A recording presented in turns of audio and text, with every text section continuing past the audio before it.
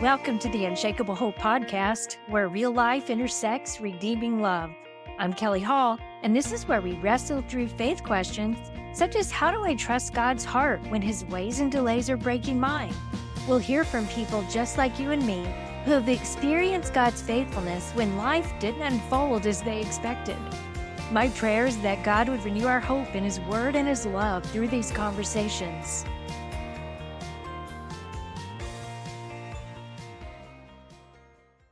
Hey friends, well, we have reached the final episode of our summer Bible story series, so I'll go back to releasing my regular interview content. There are some amazing conversations coming, which I hope and pray will encourage you in your faith walk.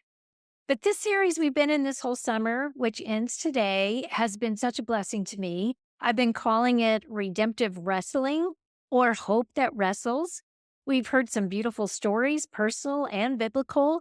And the whole point has been, how do we wrestle through everything that stands in the way, all the feelings, all the hard stuff, so that we land in a place of deeper hope and trust in the Lord? I pray that you've been blessed and encouraged along the way. The stories that we've looked at in the Bible are so personal to me because they contain truths that have honestly anchored me to God's heart. In my own personal times of heartache or times when I have been overwhelmed, or even offended at the things God was allowing in my life. I just wanted to add that if you know someone who might be encouraged or inspired by any of these faith questions we've addressed over the past few weeks, would you share these episodes with them? They will be listed in the show notes, but you can also access them on my website, kellyhall.org, or anywhere you listen to podcasts. We covered a lot of ground. We started with, how do I heal when I'm angry at God? We answered the question, how do I pray through a crisis? We talked about, how do I walk through suffering without giving up on God, among a handful of other topics. I'm back today with Stacie Snell. In the last episode, Stacie shared a powerful, miraculous story. It always chokes me up every time I hear it. She shared how God met her little girl when she was very, very sick and in the ICU. And she also shared a powerful story about how God rescued her from a time when she was disillusioned with him, and she didn't know if she would ever be able to trust him again. Last week, the question we were answering was, how do I trust God when he hurts my feelings? This week, Stacie is joining me again as we talk about, how do I trust God when I'm depleted or overwhelmed? We're going to go to a familiar story where Jesus walked on the water. But we're going to pull out some of the behind the scenes context that I think will help us draw closer to God's heart and see the story in a different light. We'll highlight some thoughts and some strategies that have helped us that may help others when we feel depleted or overwhelmed. I want to introduce Stacie again for those who might not have heard it last week. She's my precious friend. We've served together in women's ministry for many years. She has such a tender and teachable heart toward the Lord and always inspires me. Stacie was my very first guest on this podcast, so I will also link to that first story in the show notes. She is a ministry leader, a Bible teacher, a speaker, a former blogger, and I just love how God called her into ministry many years ago from John 11, where he just said to her, "Stacie, do you love me? Then feed my sheep." Stacie lives with her husband, Shad, and their two daughters, Skylar and Sydney, in Pueblo, Colorado.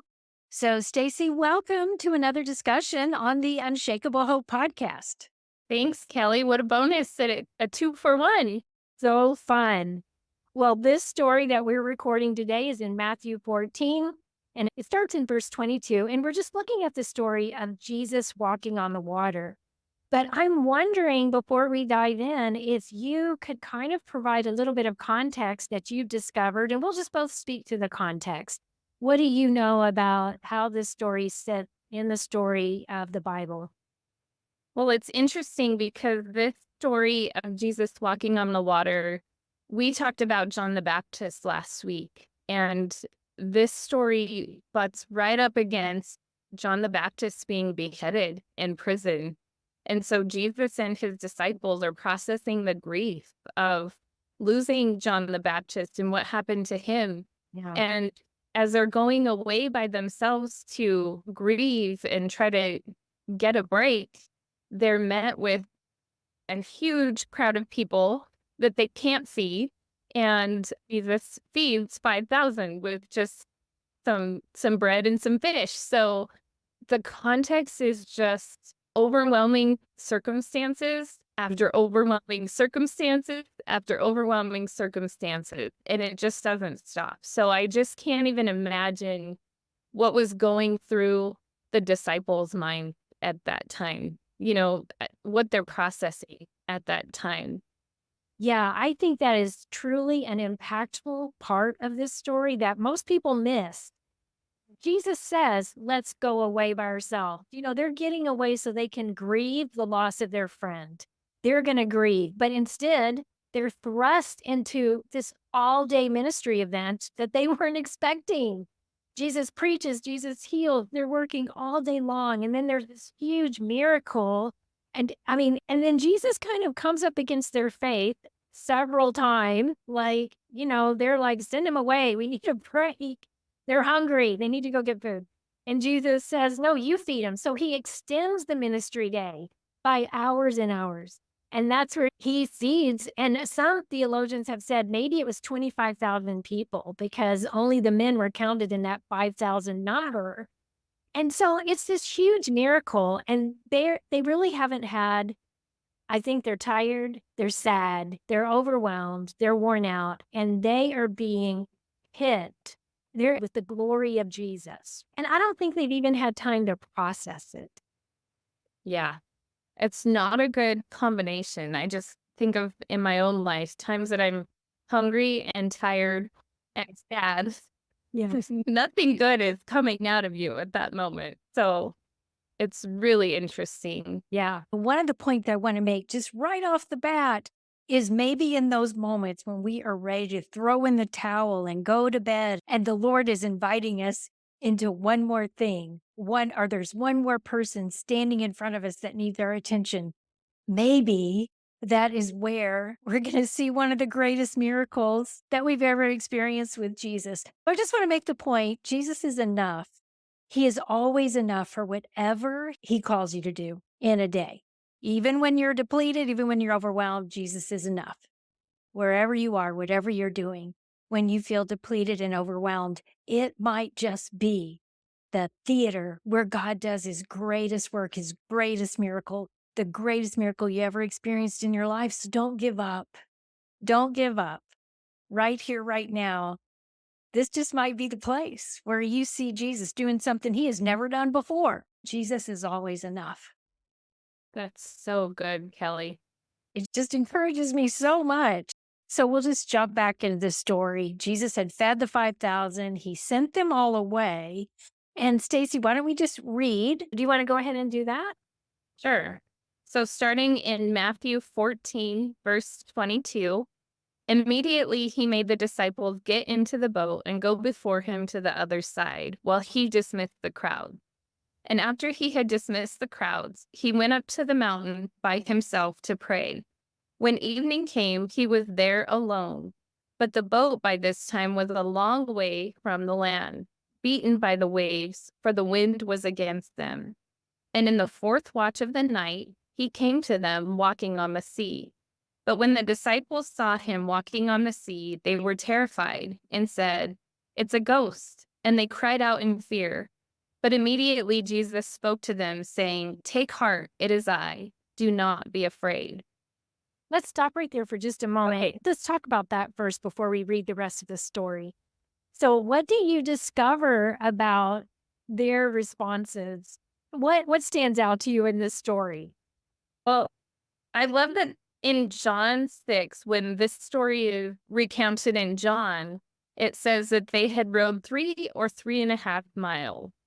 And as I read that account, I'm thinking sometimes God just lets us see how futile our own human efforts are before he comes on the scene so that we realize, like, yeah, this isn't working.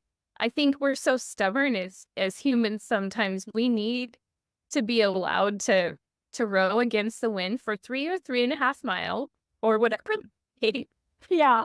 I was like, "Okay, are you ready for me to show you now?" I love that. I think that's so what I think is so interesting about this struggle is Jesus was up on the mountain praying. So I kind of wonder, is he seeing them, is he aware of what's going on with them? And I kind of think he could see them. I think that, he's praying and I think he knows what's going on with them. He knows how hard they're struggling. And there were many instances where their faith was tested while they were fishing. And I think that just speaks to the truth that Jesus is meeting them in the place where they're the most comfortable, where they think they really have a handle on things, where they Mhm. think, I don't need you. I need you for emergencies, but I know how to fish. I know how to row a Yeah. boat. So I don't really need you here. But it's so interesting that God allows so many of their struggles to take place where they're the most comfortable. Mhm. Yeah. It's good for us to know because we wanna be so self-sufficient, but it's a reminder to turn to God always. Yeah. It reminds me of a story when Sydney was 2 years old. So my girls are 2 years apart. I was taking Skylar to preschool, and Sydney just wanted to be so much like her big sister. She just everything Skylar did, she wanted to do. So we're getting ready to take Sky to preschool one day, and Sydney wanted and was insistent on carrying a big girl backpack, just like Skylar. And so she picked up this backpack that was like twice the size of her little torso, and she just started filling it full with toys, and then was insistent on carrying it out to the car, and she's, like, stumbling and tripping and just unable to carry it, and I kept telling Sydney, "You look kind of ridiculous, let mommy help you," and I felt like God was telling me that morning, what you just said to her is what I'm saying to you. Like, you look ridiculous trying to carry all that by yourself. Why don't you let me carry that now? Are you ready to give it over to me now? So just in this story, the fact that Jesus let them row for that long on their own, I Yeah. think he did that for us. That's such a good illustration. I love that. So let's see. Okay, so now we also see that Jesus came walking on the water. So he comes to rescue them in an unlikely way. And he's walking on the water, and they think it's a ghost. And so they cry out, they're afraid. But immediately Jesus responds, take courage, it's me. Don't be afraid. And I love the way that he ministers to them in their fear. Like he's coming to help them and rescue them, but they're still afraid. Yeah. They don't recognize him. That's one of the things I wondered about. Why don't they understand that this is their savior? And I really think that it's because of the fact that they haven't had time to process everything. They're tired, they're hungry, they're exhausted, and at the point of absolute overwhelm. They still haven't processed their grief. They still haven't been able to process the message of the miracle that just happened when Jesus fed 20 something thousand people. And they're not calling out to him. That's the other thing. They're just being self sufficient. Mhm. And all he has to say is, "Take heart, take courage, it is I." And so Jesus saying, "It is I," is a point back to the name of God that he's given since the beginning. It is I am. So everything you're feeling right now, everything you're dealing with, it's I. That's all you need. It is I. Yeah. So I think that's such an important point to know as well. That's all it takes sometimes is for him to say, "Take courage. It is I." When we're in those moments of complete overwhelm, that Yeah. whole laundry list of things that we have going on, one name, that's the answer to all of it. It is I. Yeah. He is with us. We see that throughout scripture when people are afraid. God says, I'm with you. And that Mhm. it's so comforting. Like you would think, really? That's all you're going to say? I'm with you. But that's the answer. That's all you need. That's everything. He is with you. That's the reminder we need. And I've had so many people share stories where they were struggling, and that's what God spoke to them. I'm with you. I'll help you. I've got you because the fact that he is with us it always implies action on his behalf. I'm sorry. It always implies action from him on our behalf. Yeah. Yeah. And it also just comforts me so much because it reminds me of Exodus 34. And I've seen some commentaries allude to this, that Jesus shows them his glory, just like God showed Moses his glory way back in Exodus 34, where Moses is getting overwhelmed by all the Israelites. He's leading through the desert. All they're complaining, and it's become a burden. And he says to God, if you're not going to go with us, I don't want to go. Who are you going to send with us? Who are you going to send with me? And God says, I will see this journey through the end. I'll be with you. But then Moses asks him to show him his glory. And that's where he hides him in the cleft. And that's where he passes by. And he's not in the wind. He's not in the fire. He's in the still small voice. And he gets to behold his glory. He gets to see his back as he passes by.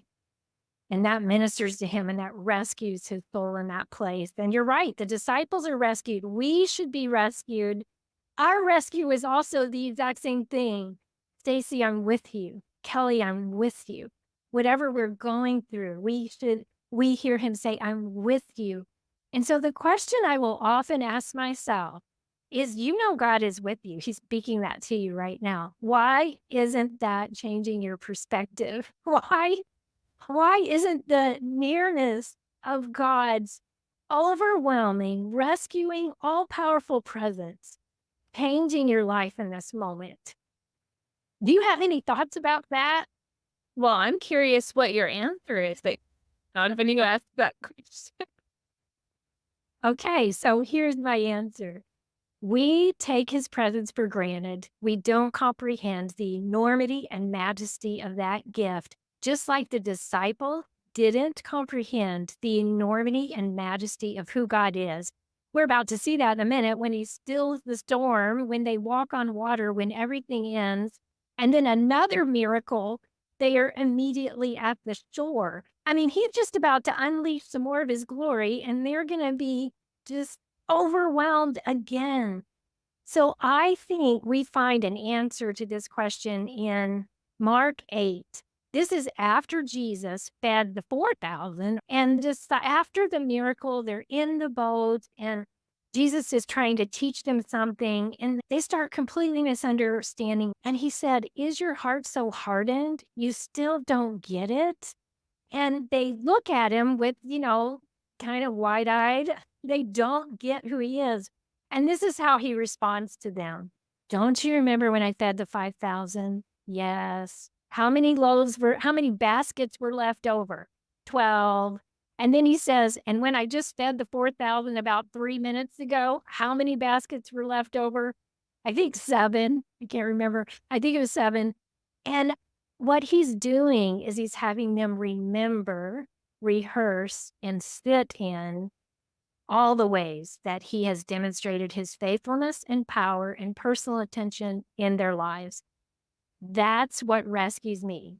That's what helps my heart move from taking God's presence for granted to actually being transformed by the presence of God. Is I have to sit in stories, and I have to not just remember, oh, God did this. I mean, sometimes that's enough. I can list the ways God has helped me. But when I sit in a story, when I rehearse it, that's the word I would use.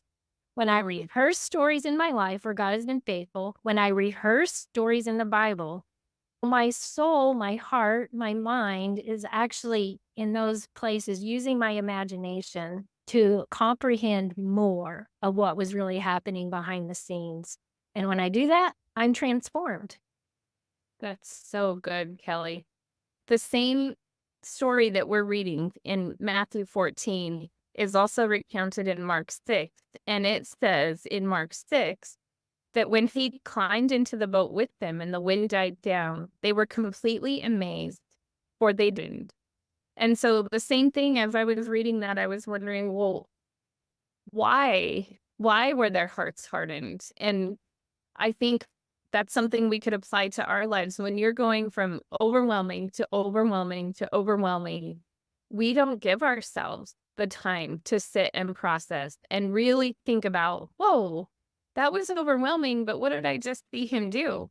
Mhm. right? Because we're met with the next overwhelming being. So Right. we have time to sit and really think about, what did I just see him do? Yeah. That's huge. It's huge.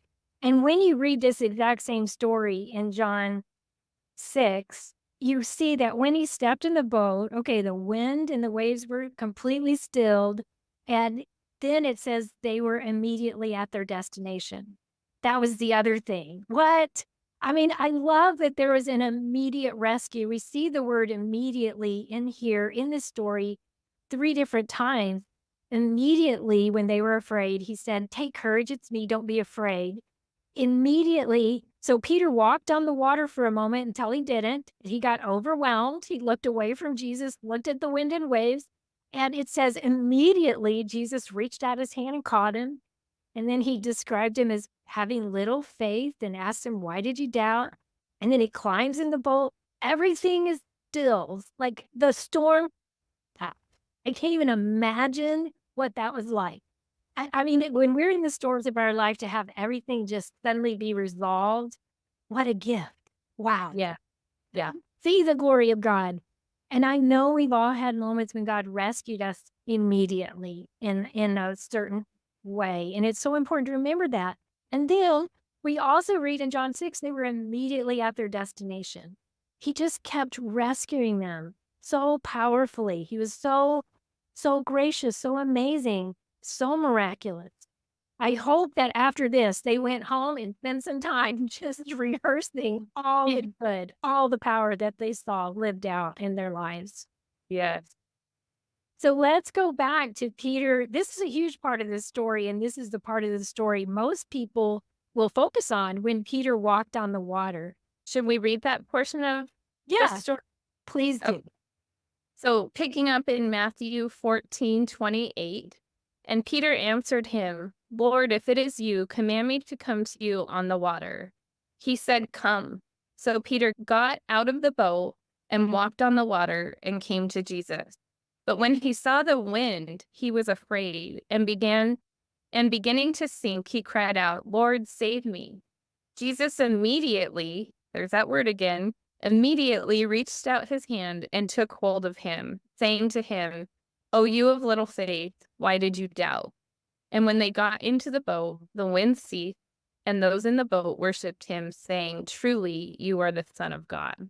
That's the appropriate response to worship, to pray, to acknowledge the truth of who he is. So let's talk about Peter's struggles in that moment when he was walking on water. First of all, let's just acknowledge that Peter's the only guy who had the courage to get out there. I always wonder, what were the other disciples doing? Like, were they pushing him like, yeah, you go? Or were they like, Peter, don't do it. I'm stupid. I just wonder, what were they doing? What were they saying or thinking? And Peter like, yeah, I'll do it. Yeah. My life group used to, whenever one of us would step out in faith for something, we used to jokingly say, well, we're pushing you out of the boat. This is your chance. Go walk on the water. So we're going to be the friends that are pushing you out of the boat. And I want to be that kind of friend that's going to encourage somebody's faith to the point that I'll give you a little shove to go out on the boat onto the water. Yeah, I love that. I think I've pushed you a few times, Kelly. No. Yeah, I think you have. Yes, you have.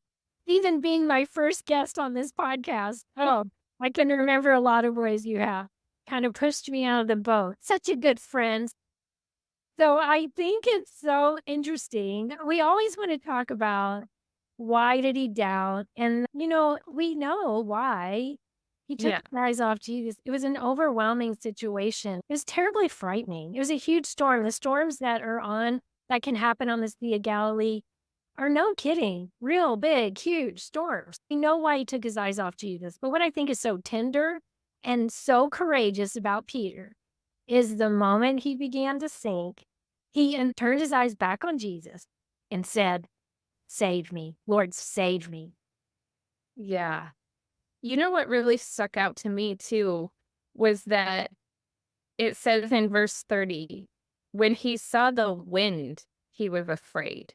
It wasn't even the waves that made him afraid, but the wind. And when we get in those moments where we take our eyes off Jesus, how often is it for an invisible threat? Because you can't see wind, you can see the effects of it, but Yeah. you can't see the wind. But it says he saw the wind. And we take our eyes off of him and look at all of those things that are invisible, that may not even be real threats, like then we start thinking of, well, what is this person going to think of me as I'm in this situation? Or how is this going to affect me? And it's all those what ifs that can take our eyes off of Jesus as well. I Mhm. just thought interesting. It really stuck out to me this time. Such a good point. Yes. So many of the fears we feel in our lives are Yeah. imagining things getting worse, and we're imagining a future without God's power present. Mm. Yeah. But in that place, Jesus does not condemn us. He didn't condemn Peter. He was immediately at his side. He's immediately at our side. Immediately. We just cry out, "Help Yeah. me, rescue me." He's already there. He's already there.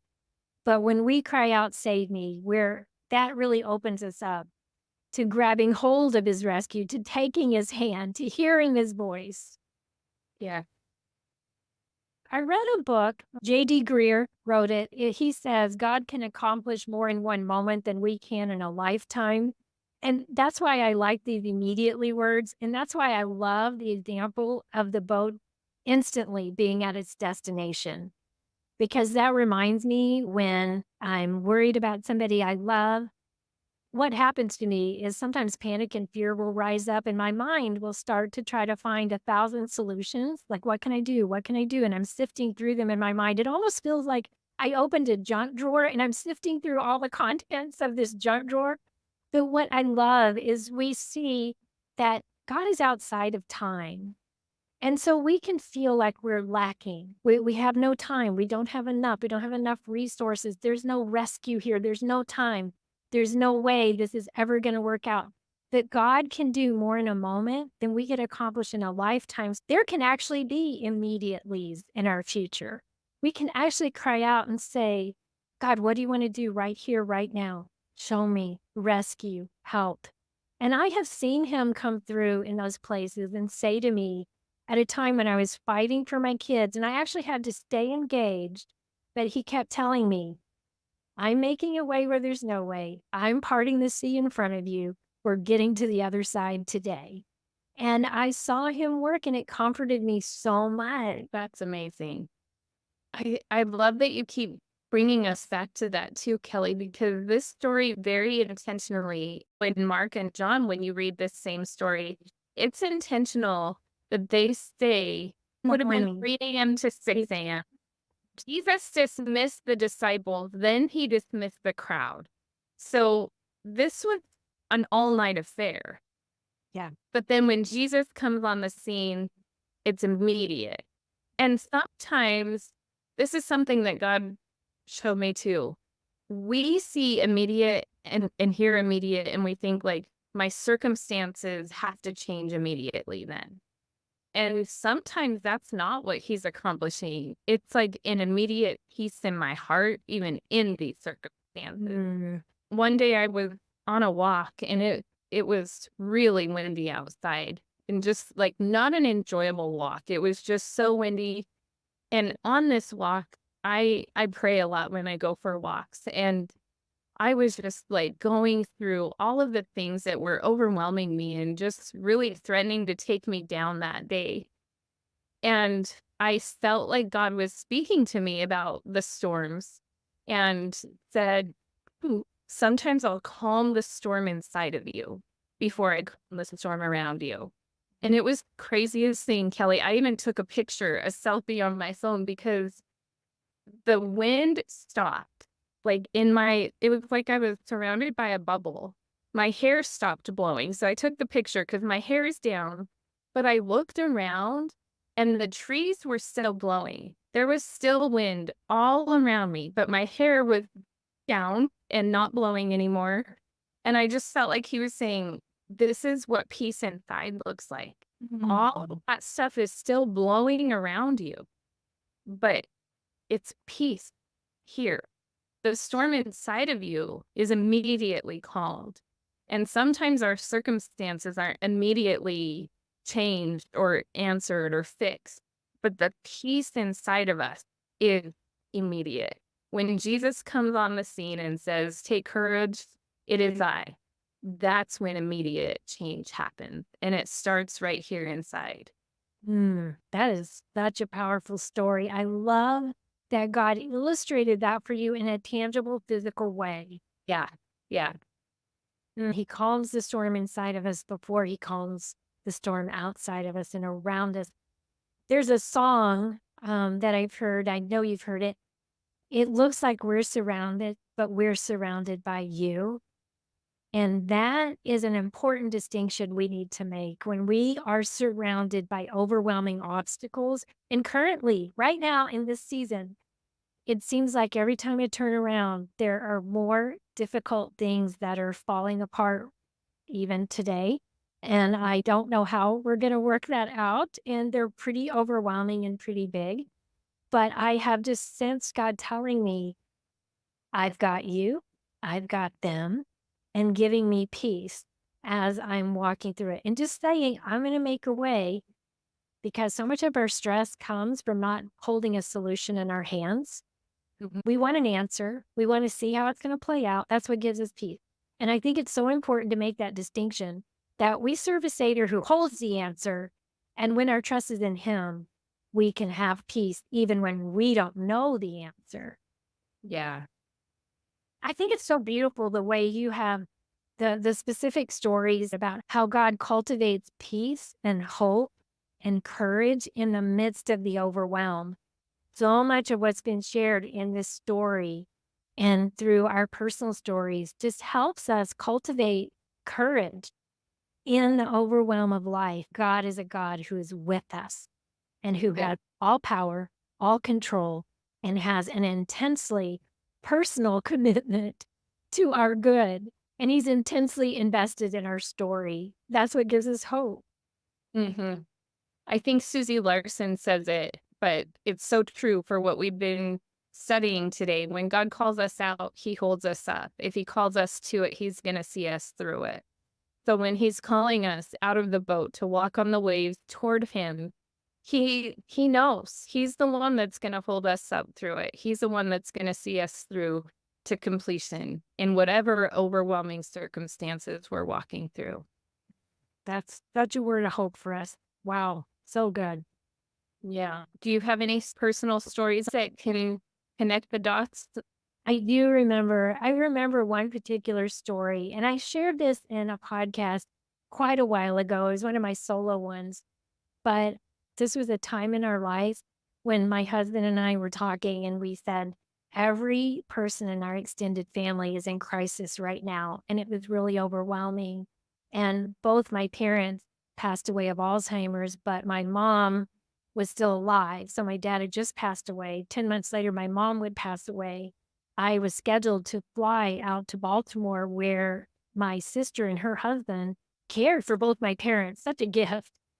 But I didn't know if this was gonna be the last time I visited my mom, and they were gonna get some time away, so it was so important. I wanted to be so fully present in that story.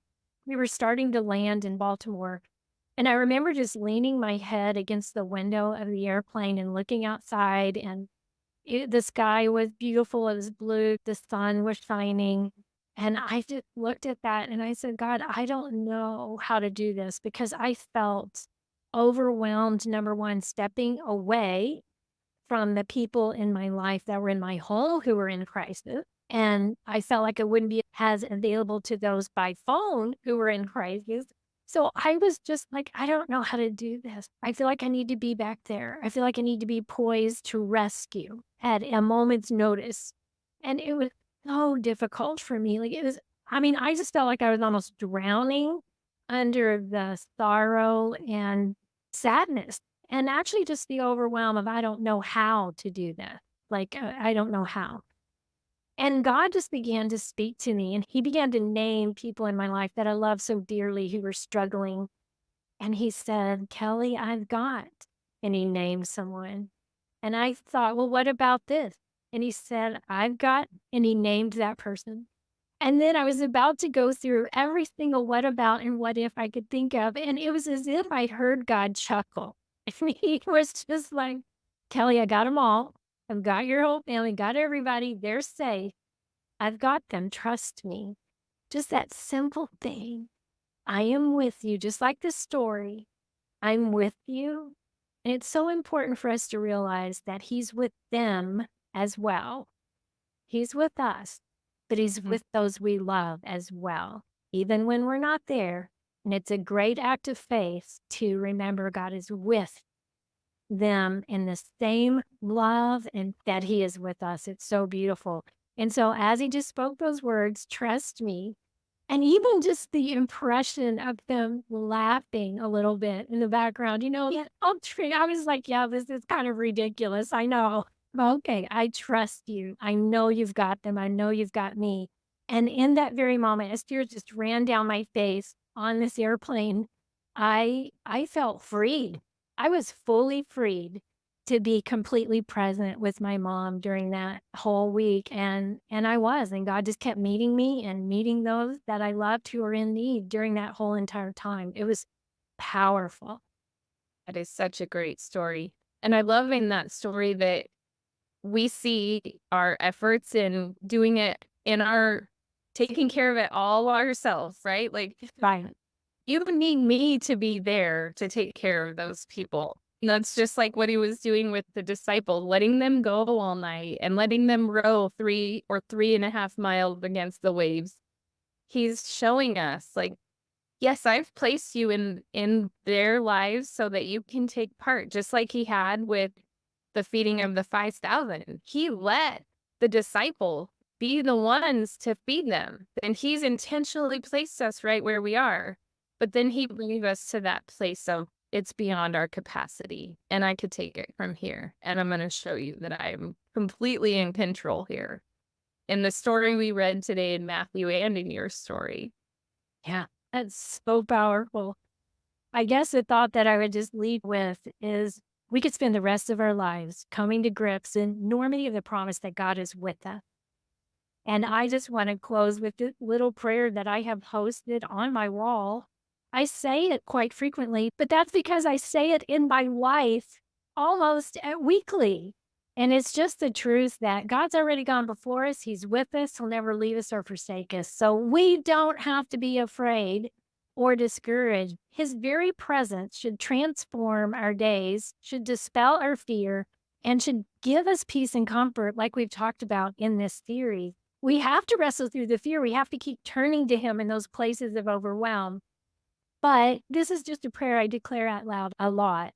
Lord, you are with me and for me in all your wonder-working, giant-slaying, sea-splitting, mountain-moving, water-walking, sun-stopping, obstacle-demolishing, death-defying power and love at all times. That's who you are and that's how you work. And when I say that out loud, it just helps my mind grasp a little more of the truth of what it means that God is with me. Oh, I love that. Well, I hope you've been encouraged through this whole series, but specifically through today. Stacie, thank you so much for joining us. Thank you so much for having me, Kelly. I look forward to more Bible teaching with you in the future. Likewise. If you were encouraged in your faith today, it'd be great if you'd help get the word out by subscribing, sharing with a friend, or leaving a review. I'd love to hear from you. You can reach out through my website, kellyhall.org, and pick up some free resources while you're there. Thanks for listening to the Unshakable Hope Podcast.